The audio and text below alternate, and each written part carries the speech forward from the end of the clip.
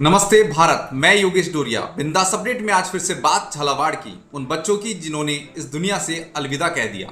झालावाड़ में जो हुआ वो एक हादसा नहीं, एक सिस्टम के द्वारा की गई हत्या थी। राजस्थान के झालावाड़ जिले के पीपलोदी गांव में राजकीय उच्च प्राथमिक विद्यालय की छत गिर गई। 7 मासूम बच्चों की जान गई, कई घायल हुए और सरकार ने जांच के आदेश दे दिए।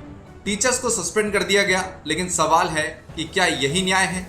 स्थानीय लोगों का कहना है कि कोई अचानक आई आपदा नहीं थी, बल्कि एक सोते हुए सिस्टम की कीमत जो बच्चों ने अपनी जान देकर चुकाई। स्कूल भवन जर्जर था, मरम्मत के नाम पर कागजी खाना पूर्ति थी और नतीजा लहूलुहान बचपन। आज भी सोशल मीडिया पर ऐसी बहुत सारी फोटोज वायरल हैं जहां स्कूलों की स्थिति जर्जर अवस्था में है। बड़े बड़े नेता, शिक्षा मंत्री मदन दिलावर से लेकर पूर्व मुख्यमंत्री अशोक गहलोत तक सबने ट्वीट किया, दुख जताया, जांच का भरोसा दिया। लेकिन जनता का सवाल अब सिर्फ एक है, क्या दुख जताने से छतें फिर से मजबूत हो जाएंगी? क्या इसी तरह हादसे के बाद ही मरम्मत होगी, या इस बार वाकई कोई नींव बदलेगी? इस दर्द और गुस्से के बीच सोशल मीडिया पर एक वीडियो सामने आया, जैसे झालावाड़ की त्रासदी पर उठती कोई क्रांति की आवाज है, जिसमें इस पूरी घटना पर एक भावनात्मक आक्रोश से भरी कविता साझा की गई है। कविता का शीर्षक हादसा नहीं था, यह हत्या थी, जो अब लोगों की आवाज बन रही है, जो सिस्टम से जवाब मांग रही है। रहा और गुना चीखते रहे स्कूल के कमरे, और जवाब में आई सिर्फ शोक संवेदना की प्रेस रिलीज है। कौन है दोषी? वो शिक्षक जिन्हें सस्पेंड कर।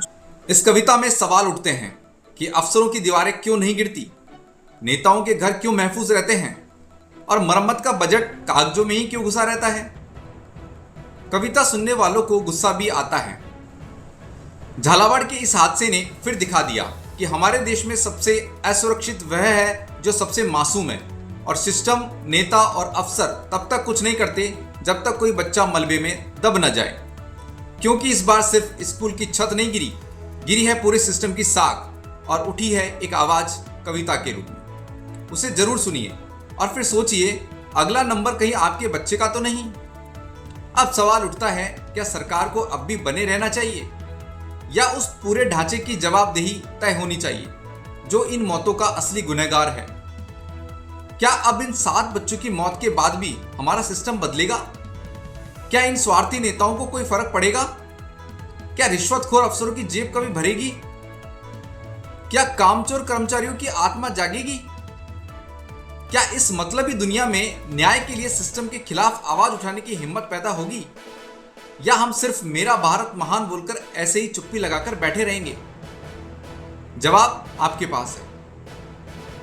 इस रिपोर्ट को शेयर करें और उस कविता को जरूर सुनें जो आज हर जुबान की क्रांति बन रही है। आपके विचार कमेंट बॉक्स में लिखें और बताएं, क्या आप मेरी पत्रकारिता से सहमत हैं? चैनल को फॉलो करें बिंदास अपडेट, क्योंकि हम दिखाते हैं वो जो बाकी छिपा लेते हैं।